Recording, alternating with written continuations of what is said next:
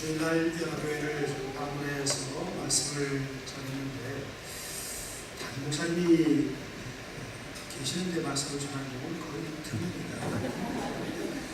휴가시라고 해가지고 멀리 가시는 분이 가까운 데 사는 것이었고, 주일날에 대해서 특히 사회를 설교해 주셔서 참 감사드리고, 이렇게 계시니까 제 마음이 훨씬 편합니다. 여러분 예수양 교회에서 특별히 해외 선교 코트디부아르와 또 나바곤과 필리핀 사역을 위해서 몇십만 년으로 도움을 주시고, 또 국내 선교를 위해서 교회들을 돕는 데 최선을 다해 주시는 하나님의 선교입니다. 참 선교 앞에서서 마음이 아주 좋습니다. 여러분들의 그 하나님의 선교를 향한 뜨거운 사랑과 열정이 아름다운 결실로 계속하여 맺어지게 되기를 간절히 바랍니다. 이제 내일 모레가 8.15 광복 기념일인데 대부분 교회에서는 광복절을 주제로 해방이나 뭐 자유 이런 거 설교를 목사님들이 하실 텐데, 오늘 저는 예배에 관해서 이야기를 하려고 합니다. 맥락은 다 있을 겁니다. 예배하는 성도들이 얼마나 하나님의 주권을 인정하고 하나님의 통치를 인정하는가를 이 말씀을 통해서 함께 생각을 해보도록 하겠습니다. 기독교의 핵심 교리가 가운데 하나는 성육신입니다. 하나님께서 몸을 입으시고 이 땅에 우리에게 오셨다는 이야기죠. 눈으로 볼 수도 없고 손으로 만질 수도 없습니다. 인간의 이성으로 인식할 수 없는 영원하신 하나님이 우리처럼 이렇게 몸을 입으시고 이 땅에 오신 사건입니다. 예수님이 인간의 몸을 입으시고 이 땅에 오신 이 성육신의 사건은 하나님의 사랑과 그 자비의 놀라운 은혜가 우리에게 표현되는 가장 최상의 사건이라고 볼 수가 있습니다. 요한복음 1장 14절에서는 사도 요한이 이렇게 얘기합니다. 말씀이 육신이 되어 우리 가운데 거하시되 우리가 그 영광을 보니 하나님의 독생자의 영광이요 은혜와 진리가 충만하더라, 이렇게 말씀하고 있습니다. 예수님은 하나님의 백성의 공동체인 교회 안에 몸으로 거하십니다. 개신교에서는 성찬례식을 그렇게 많이 하지 않습니다. 절기마다 몇 번 하고, 또 많이 하는 교회들도 10번 이내로 하는데, 동방교회나 로마 카톨릭 쪽은 거의 매번마다 이 성찬례식을 합니다. 성찬이 무엇입니까? 예수님께서 우리를 위해서 하나님의 무한하신 긍휼과 그 은혜를 우리에게 표현해 주시는데, 그것이 몸을 입으시고 이 땅에 오시고, 그리고 그의 삶과 사역을 통해서 하나님의 교회를 형성하고, 그리고 십자가에 달리셔서 머리에 가시면류관을 쓰시고, 그리고 옆구리에 창을 받으시고 양손과 양발에 못을 받으셔서 십자가에 달리신 그 놀라운 은혜의 사건을 이야기합니다. 그것이 바로 하나님께서 우리에게 베풀어 주신 가장 최상의 사건이라고 볼 수가 있습니다. 그것을 기념하기 위해서 우리는 성찬례식을 합니다. 하나님께서 하나님의 은혜의 수단이라고 합니다. 하나님께서 우리에게 은혜를 주시는 수단을 단지 마음으로만이 아니고 정신으로만이 아닌 우리의 몸으로 받는 행위를 얘기합니다. 그래서 개신교에서도 성찬례식을 좀 많이 해야만 된다고 저는 생각을 합니다. 예배의 중심 자체가 이 하나님께서 우리에게 은혜를 베푸시는 그 은혜의 사건을 우리의 몸으로, 우리의 마음으로, 우리의 오감으로, 오장육부로 그것이 작동되면서 하나님의 은혜를 느낄 수가 있어야 합니다. 빌립보서 2장 5절부터 8절의 말씀은 이 몸에 관한 중요한 교훈을 우리에게 줍니다. 너희 안에 이 마음을 두라. 곧 그리스도 예수의 마음이니 그는 근본 하나님의 본체시며 하나님과 동등됨을 취할 것으로 여기지 아니하시고 오히려 자기를 비어 종의 형체를 가지사 사람들과 같이 되셨고 사람의 모양으로 나타나사 자기를 낮추시고 죽기까지 복종하셨으니 그 십자가에 죽으십니다. 세 가지가 나옵니다. 마음입니다. 영어로 표현하면 attitude라고 하는, 태도라고 하는 표현을 씁니다. 사람들과 같이 되셨고 영어로 표현하면 being made in human likeness입니다. 사람들과 같이 되셨다. 눈에 보이지 않는 하나님께서 우리가 똑같은 모습을 가지셨다. 마음에 와닿는 게 없습니까?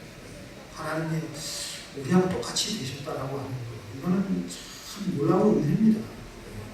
인간이 말이죠. 여러분들은 뭐 영적으로 해가지고 영화 만져질 수도 없어요. 영이라고 하는 것 자체가 정신이라고 하는 거예요. 몸이 아니면 정신을 느낄 수, 정신을 해석할 수가 없어요. 몸이 아니면 영을 갖다가 어떻게 포착해낼 수 있는 방법이 없다는 얘기입니다. 사람의 모양으로 나타나셨다. Being found in appearance as a man이라고 하는 겁니다. 우리에게 나타나셨는데 사람의 모양으로 사람처럼 우리에게 다가오셨다. 2000년 전에 그랬죠. 제자들을 보실 때 그렇게 나타나셨다는 겁니다. 마음이라고 하는 것은 attitude, 이 태도인데 우리의 마음에서부터 태도가 나옵니다.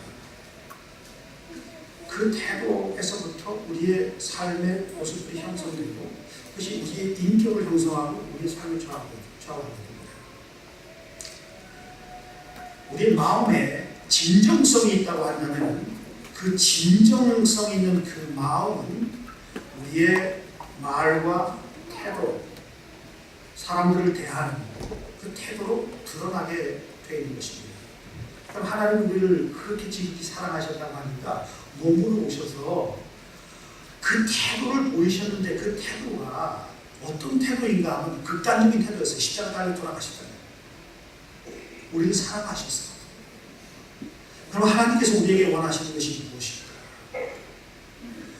우리가 하나님의 은혜를 갚는다고 해서 굉장히 노력을 많이 하는데 여러분 하나 모르겠습니다. 노력해도 안 돼요. 갚을 수가 없어요. 그럼 어떻게 해야 되느냐? 신자는 하나님이 원하시는 하나님의 성품을 회복하려고 이 땅에서는 최선을 다하는 것입니다. 그건 하려고 노력을 해야 돼요. 근데 우리의 노력으로는 안 돼요. 하나님의 은혜가 아니고서는 우리가 하나님의 자녀가 될 수도 없고 하나님의 뜻대로 살아갈 수도 없게 되는 것입니다. 그 노력하는 그 힘을 쓰고 애를 써서 최선을 다하는 것을 가르쳐서 우리가 제자도라고 얘기합니다. 예수님을 따르는 것. 근데 교회 안에서 아름다운 공동체가 이루어지지 않으면 예수님을 따를 수가 없게 되는 것이고 그 공동체가 이루어진다라고 하는 것은 공동체는 하나님을 열망하는 공동체가 돼요. 그것은 예배를 통해서 이루어집니다. 우리가 지금 몸으로 예배를 드리고 있잖아요. 여러분들 굳이 교회 올 필요 없고 TV 스크린 앞에 앉아가지고 파자마를 입고 그냥 음료수 마시면서 그렇게 예배를 드릴 수도 있다고 생각하십니까? 기독교 방송국에서는 예배 시간 중계를 하고 수많은 유명한 목사님의 설교를 보내고 있습니다. 여러분 지금 몸으로 예배를 하는 거예요. 오늘 여기 와서 난 마음만 드리겠다라고 생각하시는 분 있습니까? 여러분들 몸은 껍데기는 어떻게 되는 거죠? 껍데기가 아니에요. 여러분의 실제란 얘기입니다. 그런데 기독교는 너무나 우리 인간의 몸을 영혼과 분리시켜서 생각해서 우리가 죽으면은 영혼은 어디론가 가가지고 어디론가가 어디론가예요. 그런데 이 세상에서 최고의 아름다운 낙원 그리고 최고로 좋은 차, 최고로 좋은 집, 최고로 좋은 새로운 남자와 그렇게 들릴지 모르겠지만 그렇게 열망하시는 분도 있어요. 그렇게 해서 산다라고 생각하는데 그거는 여러분들이 생각하는 거고 알 수가 없어요. 단 한 가지 하나님과 함께 거하는 하나님이 다스리신다라고 하는 거예요. 거기에는 눈물도 없어요. 거기는 목사의 설교도 없어요. 왜냐하면 설교의 주체가 되신 분이 거기에 계시고 말씀이 거기에 계시기 때문에 우리가 생각할 수 없는 것 이상의 놀라운 일들이 그 가운데서 벌어진다는 이야기입니다. 우리가 예수님을 따라간다라고 하는 걸 그걸 가르쳐서 우리가 오늘 말씀 가운데 학습이라고 하는 그런 표현을 쓰는데, 사실은 한국에서도 이 경기 문제가 너무나 심각합니다만은 새로운 교육부 장관이 교육부총리가 임명이 돼가지고 새로운 교육개혁을 이루려고 하는데 사실 학습 힘듭니다. 교육 힘듭니다. 저도 교육 현장에서 여태까지 학생들을 가르쳐왔지만 대학교뿐만 아니라 초등교육, 중등교육, 고등교육까지도 굉장히 힘든 상황입니다. 학습은 배울 학자에다가 습득을 습지 않습니다. 한국의 교육은 학만 있지 습은 없다고 해요. 머릿속으로 많은 지식들을 담는데 이 지식을 갖다가 몸으로 습득해내고 체현해내고 구현해내는 그러한 일들이 너무 약하다고 이야기를 합니다. 학습은 머리로 배우는 것만 의미하지 않고 마음으로 깨우쳐 몸으로 체험하고 구현해내는 선한 습관을 통해 오랜 시간 동안 연관된 인격과 성품을 의미합니다. 2006년도에 제가 4년 동안 2004년부터 생활관장을 했는데 400여 명의 신대원 학생과 학부 학생들이 생활관에 살면서 새벽 기도를 했습니다. 젊은이들이 보통 잠을 새벽 1시, 2시 늦게 자는 3시에 자는 무슨 일을 하느라고 그렇게 늦게 자는지 모르겠지만 하여튼 그렇게 늦게 잡니다. 새벽에 제가 다 깨우러 돌아다니고 강단에 서가지고 말씀을 전하는데 조병호 박사님 모시고 2006년도에는 성경 통독 새벽에 제가 읽었습니다. 말씀을 읽게 하는 신학생들이 말씀을 잘 안 읽어하는 그런 말씀을 읽게 하는 지금 잘했습니다. 오해하지 마시고 한 주일 동안 성경 통독사가 와서 성경 통독을 하고 함께 읽고 계속해서 불기능무하니까 새벽에 학생들 가운데서 성경 통독을 잘하는 학생들을 선발하고 훈련해가지고 그 다음 주서부터는 성경 통독을 한 학기 동안 했습니다. 근데 어느 날 성경 통독을 하는데 학생들이 너무나 피곤하죠. 젊은이들 얼마나 잠이 많습니까? 우리 어르신들은 새벽 3시나 4시 정도에 깨시잖아요. 나이가 드시면 잠이 사라지죠. 우리 젊은 사람들은 얼마나 잠이 많습니까? 한쪽에 신학부 학생들이 있었는데 성경 통독을 하는데 저는 성경을 들고 돌아다니면서 잠자는 학생들을 깨우고 우리 새벽 기도를 하는 홀 자체가 강당 자체가 얼마나 편하게 되는지 이런 의지하고 달라요.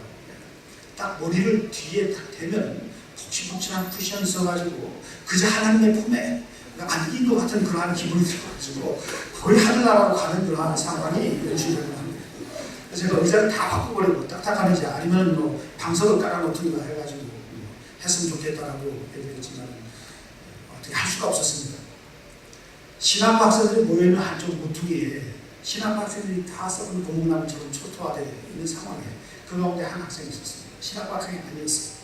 사회복지학부 학생이었는데 그 학생이 맹인이었습니다. 앞을 못 보는 친구였어요. 성경을 읽는데 다른 학생은 다 잠들어 있는데 이 학생만 정자 성경을 가지고 이 손끝으로 성경을 읽어나가는 거예요. 얼마나 제가 감동을 받았는지 떠오른 구절이 요한복음 9장이었어요. 날 때부터 소경된 사람을 예수님께서 길 가시다가 제자들과 함께 봤어요.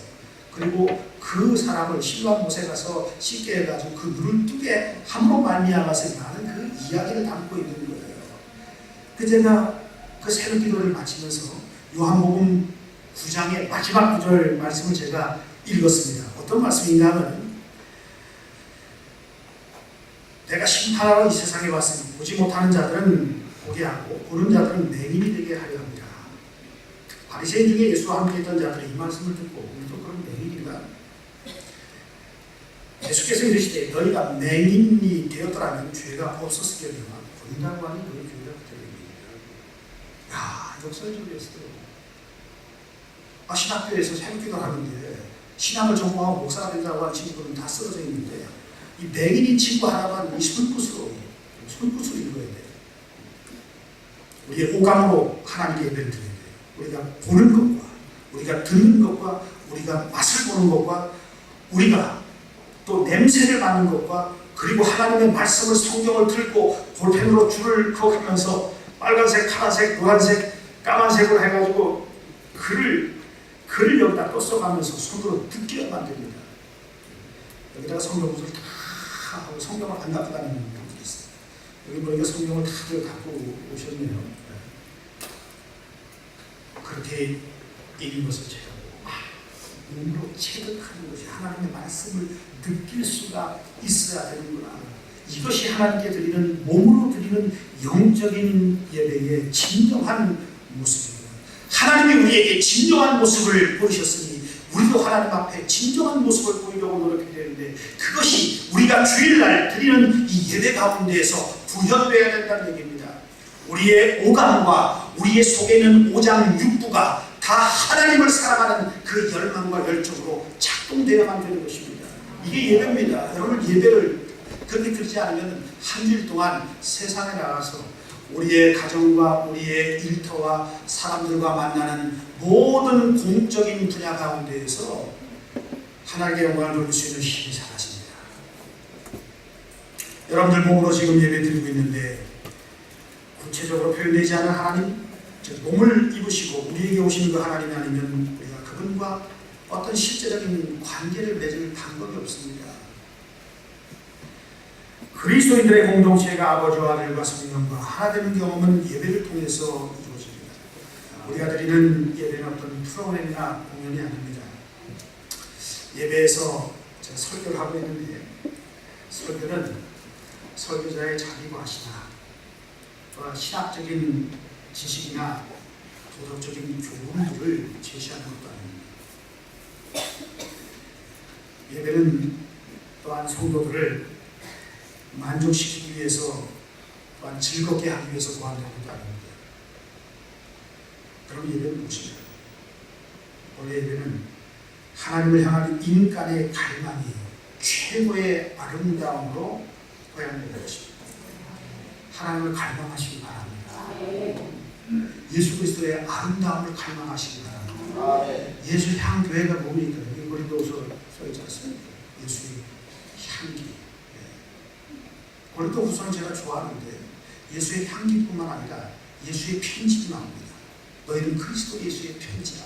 너는 그리스도 예수의 향기다. 너희는 그리스도 예수의 사신이다 라고 하는 그러한 구절들이 바울의 그 고린도 교회 교인들을 향한 뜨거운 사랑 가운데에서 편지로 제시되지 않았습니까? 하나님께서 사람을 창조하신 본래의 목적은 모든 피조물이 당신을 향한 열망과 갈망으로 가득 찬 모습을 보이는 것입니다. 당신은 사랑받기 위해 태어난 사람이라는 찬양이 있습니다. 어찌 보면 이 가사가 맞는 것처럼 보이지만 본래 우리는 하나님을 사랑하는, 하나님 한 분만을 열망하기 위해서 이 땅에 태어나서 살아가는 존재입니다. 그러할 때 우리는 하나님께서 우리에게 베푸시는 하나님의 무한하신 사랑을 느낄 수가 있게 되는 것입니다. 그러한 이유로 우리가 살아가는 것이 우리의 정체성을 규정한다는 말은 진리입니다. 우리가 열망하는 것, 우리가 사랑하는 것이 우리가 누구인가를 말해주고 있는 것입니다. 중요한 말입니다. 예수님을 따른다는 것의 의미는 무엇입니까? 어떻게 우리가 예수님을 따를 수가 있습니까? 몸으로 따르는 것인데, 2000년 전에 예수님의 제자는 예수님 불렀을 때 몸으로 따랐습니다. 베드로와 안드레와 요한을 예수님께서 부르실 때 예수님께서 그들의 따르는 것을 보시고 무엇을 구하느냐? What do you want? 라고 해서 네가 원하는 것이 무엇이냐? 요한복음 1장 38절 39절에서 그 말씀을 하시고 와서 보라라고 해서 똑같은 얘기입니다. 네가 원하는 것이 무엇인지, 무엇을 원하는지, 그것이 있는지 없는지 와서 보라라고 하는 것입니다. 그 말은 무엇인가는 나를 보라라고 하는 것입니다. 예수 그리스도의 아름다움을 보라. 예수 그리스도 나에게 와서 내 냄새를 맡아보라. 사망에 이르는 냄새인지 영원한 생명에 이르는 냄새인지 한번 보라라고 하는 그 이야기죠. 요한복음 21장 15절부터 19절에서 부활하신 주님께서 제자들을 찾아오셨을 때 베드로를 향해서 내가 나를 사랑하느냐 세 번 것입니다. 그 얘기도 네가 뭘 원하느냐라고 하는 그 이야기입니다. 원함이라고 하는 단어는 인간의 마음 속에 있는 깊은 갈망과 욕망을 가리킵니다. 우리가 열망하고 갈구하고 욕망하는 것, 우리의 온 몸과 마음과 정성과 뜻을 다하여 사랑하는 것이 우리가 어떤 사람인가를 규정한다는 말입니다. 37년 전에 제가 서울시대를 다닐 때 어느 한날 봄날이었습니다. 제가 밑에서부터 위로 올라가고 있는데 고개를 숙이고 올라가고 있었죠. 근데 어떤 한 여학생이 내려오고 있었습니다. 제가 얼굴을 들어서 그 여학생의 얼굴을 바라봤는데 눈이 마주치고 저는 고백을 했습니다. 이제 내가 너를 택하겠으니 너는 지금 아내가 되었습니다. 그걸 고백하면서도 작업을 했습니다. 찬송을 제가 들었습니다. 세상과는 간 곳 없고 세상과는 간 곳이 없었습니다. 뭔가 내 속에 열정이 불타올랐습니다. 뜨거운 갈망이 불타올랐습니다. 사람을 선택하는 것 자체가, 사람을 사랑하는 것 자체가, 사람을 어떤 대상을 열망하고 갈구하는 것 자체가 그렇게 강렬한가 20대 초반에 깨닫게 되었다는 얘기입니다. 여러분 그런 경험 하셨죠? 근데 결혼하니까 어떻습니까? 식어지더라고요. 제가 결혼하기 전에는 연애하면서 그렇게 느꼈습니다. 저는 아주 계획하고 정확하게 모든 것을 추진하는 그런 성격, 깨끗한 성격이에요. 그러다가 성격이 뭐 진짜 깨끗하다라고 하는 건 아니고 더러운 성격도 있죠. 저 집사람 반대했어요. 그런데 연애할 때는 그 반대되는 성격이 너무나 아름답게 보였어요. 제가 무의식적으로 이런 생각을 했던 것 같아요. 내가 저 사람을 얻으면 나의 부족한 50%를 저 사람이 채워줘서 나는 완전히 100% 인간이 되겠구나라고 생각했는데 결혼하고 난 다음에 남편이 되는 게 뭔지 모르고 결혼해가지고 채워주려는 생각했는데 30년 동안 살아가면서 내가 50%를 완전히 포기해야 된다라고 하는 문제가 드시게 되었습니다. 뭐 이런 일이 일어날 수가 있더라고요. 아이들 둘을 낳고 아빠가 되는 게 뭔지도 모르고 아이들을 키웠습니다. 자, 불행한 것은 무엇인가 하면 제 성격은 그렇게 정확한데 제 아내 성격은 반대였어요. 그런데 두 아이들도 최소한 한 명 정도 하나님께서 내 성격을 닮은 아이를 저에게 주셔야 되는데 다 엄마를 닮았습니다. 엉망진창이에요. 밖에 나갔다 들어가면 현관에 신발이 다 꺼내겠습니다. 어떤 때는 신발 한쪽이 안방에 불러 들어가 있어요. 앞으로 참는데 우리 딸아이가 앞으로 참는데 이것이 제대로 벗겨지지 않고 한 번 더 세게 차니까 안방으로까지 지켜야 하게 되는 것이죠. 제가 저렇게 들어오면서 그 모든 신발들을 모아서 신발장에 정리하면서 뭐 이런 인간들이 다 있어요. 어떻게 이렇게 살아갈 수가 있을까? 뻥뻥하면은 저희 집사람이 그런 얘기를 합니다. 여보 당신이 그런 거 치우려면은 그냥 불평하지 말고 조용히 해. 안 치워도 되니까 우리는 괜찮아. 우리는 행복하게 살고 있어. 우리라고 하더라고요. 완전 사람의 일이었어요. 식탁에서 생선을 구워서 내놓을 때마다 저는 뼈와 가시 그리고 살을 정확하게 분리해요. 제가 몰라가는 거예요.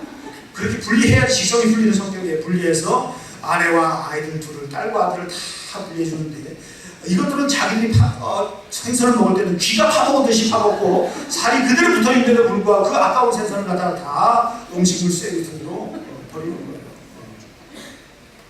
저희 사람은 치약을 쓸 때 항상 가운데서 닫지 않습니다. 뚜껑을 닫지 않습니다. 그럼 제가 쓸 때는 그 치약을 뒤에서 또 밀어 올리고 뚜껑을 깨끗하게 해줘서 얼마나 세워놓고 어떻게 이런 일들이 일어날 수가 있을까? 이게 인생입니다. 그러면서도 제 속에 있는 그 20대 초반에 봤을 때 딱 0.5초 만에 내가 고백했던 그 고백을 그대로 유지하려고 노력을 하고 있습니다만 쉽지가 않아요.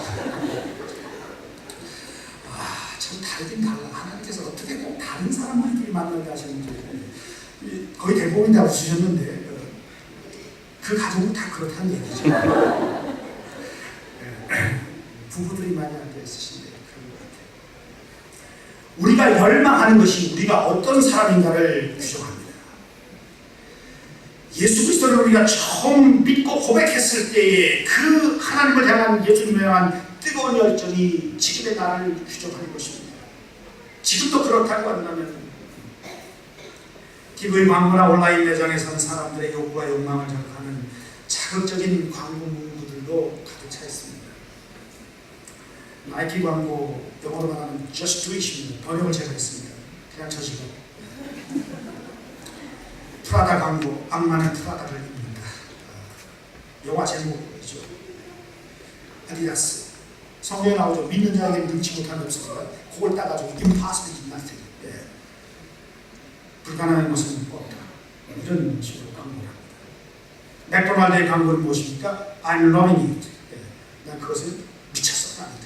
맥도날드 빅맥에 미쳐있어. 소고기 패티가 이렇게 두꺼운데 2개씩 들어갔는데 익지도 않은 패티를 갖다 그냥 집어넣어가지고 그 목에 달라가지고 난리가 났지 않습니까? 제임스 스미스라고 하는 기독교 철학자는 이렇게 얘기합니다. 기독교 예배에 대항하는 세속적인 예배. 여러분, 예배라고 하는 것은 우리가 열망하는 대상을 향한 끊임없는 열정을 표현하고 충성을 표현하고 사랑을 표현하는 게 그게 예배예요. 다른 말 표현하면 숭배죠. 연애할 때 숭배를 하게 돼요. 진짜 세상과 나는 관계가 없어요. 모든 것은 다 흑백으로 보이고 그 여자만 칼라로 보이는 거예요. 그 남자만. 그런 경험을 했죠. 그런데 다른 세상 결혼하고 나니까 다른 게 다 칼라로 보이는데 그 여자만 그 남자만 흑백으로 보이는 경우가 있는데 참 그게 참 어려운 거죠. 우리가 숭배하는 건데 이분이 이렇게 얘기합니다. 나는 깨져 있다, 분열되어 있다. 그러므로 나는 쇼핑한다. 나는 다른 사람들과 함께 쇼핑한다. 나는 쇼핑하고 또 쇼핑한다. 그러므로 나는 존재한다. 묻지도 말고 따지지도 말라. 사족을 달지도 말라. 나는 오늘도 쇼핑한다. 우리는 쇼핑몰에서 드리는 그 숭배, 예배에 참여하고 온라인 쇼핑몰에 중독된 수많은 젊은 세대들, 또 나이 든 세대들도 볼 수가 있습니다. 오프라인 쇼핑몰은 우리의 오감을 자극하고 우리의 마음을 뒤흔드는 상품들로 가득 차 있습니다. 여러분들 지난주에는 어떤 상품을 주문하셨습니까? 택배기사가 도착하기만을 열망하면서 뜨겁게 우리의 오감을 자극하는 그 택배기사의 문자 메시지를 집에 없으면 옆에 있는 함에다 넣어두고 가라고 또 하지 않습니까? 그거를 열어볼 때 어떤 기분이었습니까? 혹은 새로운 차를 샀을 때, 새로운 집을 구입했을 때 하나님 사랑하는 것보다 더하다고 한다면 우리의 숭배의 대상은 하나님이 아니고 우리가 열정을 쏟아놓는 최고의 대상은 하나님이 아니라는 얘기입니다. 저는 그런 생각합니다. 만일 내가 사랑하는 최고의 대상, 내가 열망하고 내가 욕망하는 최고의 대상이 하나님이 아니라고 한다면 내 인생은 완전히 무의미합니다. 여러분들은 그렇게 생각하십니까? 이쪽에서만 그렇게 생각하십니까? 믿습니까? 네. 다 그쳐야지 어떻게 해요. 그렇게 되시기를 간절히 바랍니다.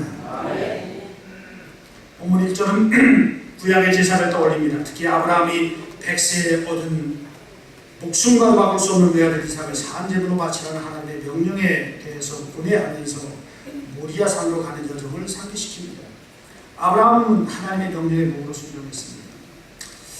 그런데 아브라함이 이렇게 얘기했다면 어떨까요? 하나님 그냥 마음만 받으시면 안 됩니까? 내가 하나님 사랑하는 거 아시지 않습니까? 하나님 우리 영혼의 마음의 중심을 보신다고 했는데 굳이 몸을 드리는 것이 필요할까요? 그냥 영혼의 상태를 보시고 판단하시죠. 뭐 이렇게 이야기하면 하나님께서 그렇게 하지 내가 잘못 생각했어. 그렇게 얘기하셨을 거예요. 그렇지 않습니다. 하나님이 당신의 아들 예수 그리스도를 몸으로 우리에게 주신 것이에요. 그 몸을 통해서 십자가의 몸을 우리에게 주심으로 말미암아 세상의 구원이 이루어지게 되는 것이고 그것으로 말미암아 우리는 하나님을 사랑하고 열망하게 되는 것입니다.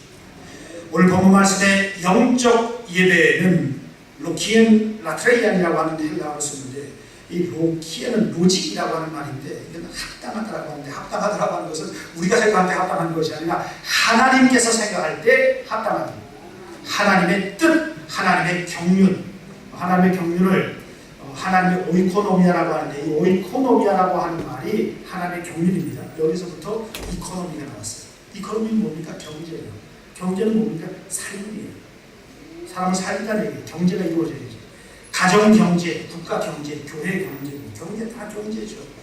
에베소서 2장 1절에 죄와 허물로 죽었던 너희를 하나님께서 살리셨구나라고 했는데 하나님의 살림의 역사는 예수 그리스도의 십자가를 통하지 아니하고서는 살림의 역사가 일어날 수가 없다는 것이 성경이 우리에게 가르쳐주는 최고의 진리라는 것입니다. 아멘.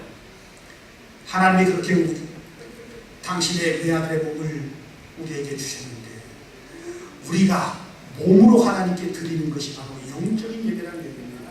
바울이 그것을 이야기를 하고 있습니다. 교회가 이 땅에서 드리는 예배는 특정 시간이나 공간에서 드리는 것으로 제한되지 않고 신자의 일상생활 가운데서 하나님의 영광을 위해 살아가는 삶의 모든 영역들을 포함합니다. 예배는 하나님께서 성육신을 통해 인간의 몸을 입으시고 그 몸으로 십자가를 지신 것과 몸으로 부활하신 사건을 경축하는 한 주간의 삶을 매듭짓는 전적입니다. 오늘 전적이에요. 전적. 따라서 예배는 불가피하게 물질적이며 육체적인 차원을 갖고 있습니다. 우리가 헌금을 드리는 것도 굉장히 몸으로 드리는 거 아니에요? 여러분들 헌금을 드릴 때 여러분들이 직장에서 일해가지고 사업해가지고 돈 버는 거 아니에요? 그걸 갖다가 뭐라고 하죠? 피 같은 뭐라고 합니까? 피 같은 뭐라고 해요? 돈. 피 같은 돈이에요. 이게 피 같은 돈이에요. 피는 뭐예요? 우리의 몸에 가장 중요한 요소인데 그걸 갖다가 하나님께 드린다는 얘기는 뭐예요? 하나님을 사랑하는 최고의 하나님을 열망하는 최고의 표현이라는 얘기예요. 헌금이 그런 의미를 갖고 있어요. 그러면 예수님께서 그 피를 누구를 위해서 흘리셨어요? 우리는 우리의 돈을 갖다가 피고 환원했지만 예수님께서는 실제로 피를, 살을 우리에게 주셨다는 얘기입니다. 요한복음 6장의 오병이어의 사건을 통해서 예수님께서는 제자들에게 말씀하십니다. 너희의 조상들은 만나에서 하늘로부터 내려온 만나를 먹고 죽었고 그리고 반석을 쳐서 나오는 그 생수를 먹고 죽었거니와 내가 너희에게 주는 이 떡을 먹고 이 음료를 마시는 자마다 영원히 죽이지 아니하고 목마르지 아니하리라. 이것을 너희가 믿느냐라고 말씀을 하고 있습니다. 그래서 이걸 가르쳐 성례전자고 말씀을 할 수가 있습니다. 성찬을 할 때마다 우리는 예수 그리스도의 몸에 참여하는 그것을 우리의 오감과 우리의 오장육부와 우리의 영혼 깊숙한 것을 통해서 전 존재를 하나님께 드리고 하나님을 사랑할 수가 있게 되는 것입니다. 바울은 참된 예배는 우리의 몸을 드리는 것이고 이것이 바로 영적 예배라고 말합니다. 이 점에서 신자는 몸의 행실을 죽이는 것과 몸의 지체를 하나님께 드리는 것을 실천해야 된다고 로마서 8장에서 바울은 이야기합니다. 바울은 로마서 6장 12절부터 13절에서 이렇게 이야기합니다. 그러므로 너희는 죄로 너희 죽을 몸에 왕노릇하지 못하게 하여 몸의 사욕을 순종치 말고 너희 지체를 불의의 병기로 죄에게 두지 말고 오직 너희 자신을 죽은 자 가운데서 다시 산자같이 하나님께 드리며 너희의 지체를 의의 병기로 하나님께 드리라 라고 말씀을 하고 있습니다. 우리의 몸은 거룩합니다. 고린도서 15장 부활장에서 예수님께서 몸으로 부활하신 것처럼 우리도 몸으로 부활하게 될 것입니다. 썩지 않을 영화로운 몸, 영어로 표현하면 spirited body예요. 영적인 몸으로 부활하게 될 것이라고 말씀을 하고 있습니다. 본문 2절은 몸으로 드리는 예배가 어떻게 세상 가운데에서 신자의 삶을 통해 구현되는지를 보여줍니다. 새로운 존재인 그리스도인은 이 세대에 동하지 말고 타협하지 말고 타협해야 될 것이 얼마나 많이 있습니다. 그런데 타협하지 말라고 얘기하고 있습니다. 변화를 받아서 하나님의 선하시고 기뻐하시고 온전하신 뜻이 무엇인지 잘 분별하도록 하라. 맥도날드 하고 예배드리는 거하고 명품 옷이나 좋은 차를 사는 것과 동그라미 몇 개 그려져 있는 것도 있고 삼각형도 있고 외제차도 있고 그런 것을 사랑하는 것과 하나님 사랑하는 것 구별해야 돼요. 하나님의 선하시고 온전하신 뜻이 무엇인지 구별하라. 이 구절은 모세를 통해 이스라엘 백성에게 주신 하나님의 명령을 떠올립니다. 레위기 18장 3절부터 5절에서 이렇게 얘기합니다. 너희는 그 거하던 애국 땅의 풍속을 좇지 말며 내가 너희를 인도할 가나안 땅의 풍속과 규례도 행하지 말고 너희는 나의 법도를 좇으며 나의 규례를 지켜 그대로 행하라. 나는 너희의 하나님 여호와니라. 너희는 나의 규례와 법도를 지키라. 사람이 이를 행하면 그로 인하여 살리라. 나는 여호와니라. 말씀드렸습니다. 초대교회 예배가 됩니다. 초대교회는 전도가 없었어요. 물론 초대교회는 있었고 초기 교회는 없어요. 로마의 박해 가운데 있었죠. 잘못 전도 하나가 잡히면 지하교회나 가정교회 모든 구성원들이 다 사자가 될 수도 있어요. 원형 경기장에 끌려가서 검투사로 손에 의해서 죽음을 당할 수밖에 없는 거예요. 사람들이 어떻게 교회에 들어오게 됐느냐? 전도를 하잖아요. 그들이 왔어요. 그리스도인들의 일상생활 가운데서의 삶의 방식을 보고 왔다는 얘기입니다. 로마인들은 이 사람들은 몰래 숨어가지고 사람의 인육을 먹으며 피를 마신다고 하는 그런 헛소문이 있었지만 이 사람들이 살아나가는 모습을 보니까 오른뺨을 치면 왼뺨을 돌려대고 오리를 가게 하면 심리를 가게 하고 예수님이 말씀하신 산상수훈의 그 얘기를 그대로 행하는 거예요. 몸으로 행하는 거예요. 그대로 실제적으로. 이상한 사람들이다. 와서 접근에 들어가요. 당신은 어떤 사람이냐? 그럼 조심스럽게 그 공동체에 초청하지 않고 이 사람들을 계속해서 하나님의 말씀으로 이야기를 합니다. 이걸 가리켜서 교리문답이라고 했죠. 그 이런 교리문답을 통해 가지고 그 지하교회, 가정교회 공동체에 들어오기까지 세례를 받고 함께 공동의 식탁에 참여하기까지 3년에서 5년이 걸렸습니다. 그러니까 얼마나 탄탄한 기독교, 얼마나 탄탄한 예수 따름의 공동체가 되었는지 이 모든 것이 어디에서 나왔느냐? 예배 가운데서 나왔습니다. 하나님을 사랑하고 하나님의 은혜에 보답하기 위해서 최선을 다하는 몸으로 습득하고 몸으로 체득하여 세상 가운데에서 보여주는 그러한 초기 교인들의 삶의 방식 가운데에서 전도가 복음의 증언이 그대로 나왔다는 얘기입니다. 이건 역사적인 사실입니다. 그런데 오늘날 교회는 어떻습니까?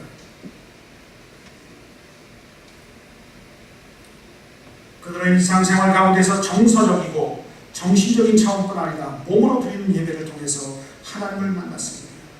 몸과 연관된 그들의 일상 예배는 그들의 습관이 되었습니다. 초대교회 신자들의 거룩한 습관은 예배를 통해서 형성되어 이웃을 향한 복음전도와 선교적 증언으로 나타났던 것입니다. 교회 공동체가 드리는 예배를 통해서 우리의 오감과 오장육부가 영적으로 작동이 됩니다. 그리스도인은 하나님의 사랑에 열정적으로 응답하고 그분의 이름을 열방들 가운데 높이기 위해서. 열방이 다른 데 있는 게 아니에요. 필리핀에도 있고 코트디부아르도 있고 카메룬에도 있고 남아공에도 있고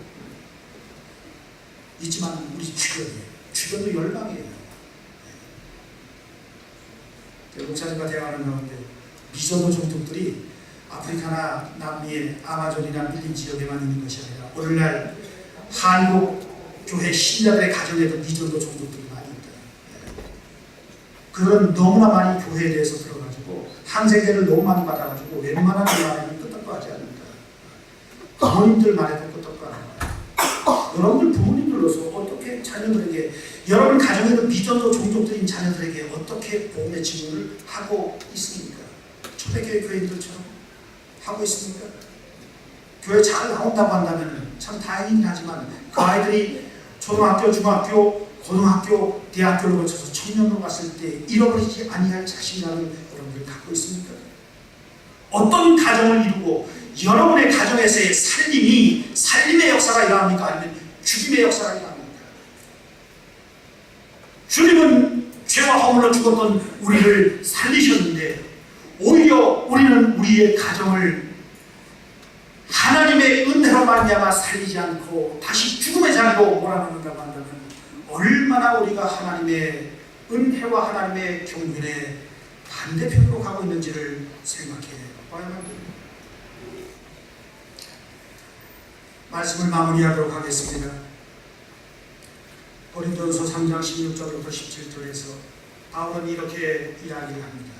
너희는 너희가 하나님의 성전인 것과 하나님의 성령이 너희 안에 계시는 것을 알지 못하느냐. 누구든지 하나님의 성전을 더럽히면 하나님이 그 사람을 멸하시리라. 하나님의 성전은 거룩하니 너희도 그러하니라.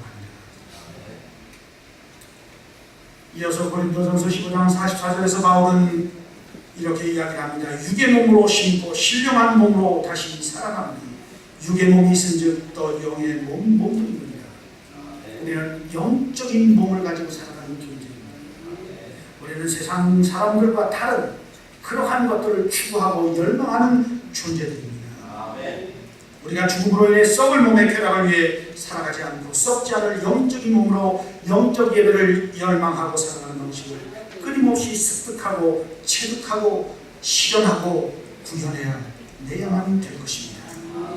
바울은 고린도서 4장 10절부터 11절에서 이렇게 말씀합니다. 우리가 항상 예수의 죽음을 몸에 짊어지면 예수의 생명이 또한 우리의 몸에 나타나게 하려 합니다. 우리 살아있는 자가 항상 예수를 위하여 죽음에 넘겨지면 예수의 생명 동안 우리의 죽을 우리의 육체, 우리의 몸에 나타나게 하려 합니다. 한민족의 위기입니다.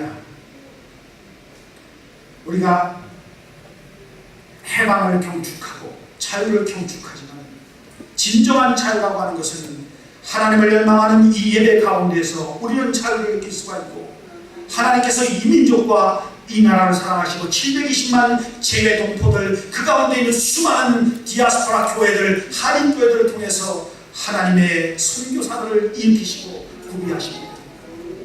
우리는 지금 마지막 때에 이루어질 보좌에 앉으신 어린 양 주변의 모든 열방과 민족과 종족과 어머들이 모여서 구속하신 그 어린 양의 보혈의 공로를 찬양하는 그 예배를 지금 우리가 실천하고 있습니다.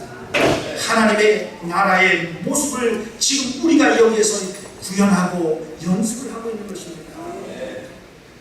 여러분, 예수향교회가 그러한 종말론적인 공동체가 되시기를 바라고 예배하는 공동체의 몸으로 우리의 오감으로 우리의 오장육부를 다해서 하나님을 사랑하는 열정으로 가득 찬 그러한 예배가 이곳에서 이루어짐으로 말미암아 부상하는 새로운 세대들을 일으키고 온 열방과 민족 가운데 하나님을 사랑하는 그러한 예배가 이루어지게 하는 놀라운 일들이 여러분들 가운데서 일어나게 되길 바랍니다.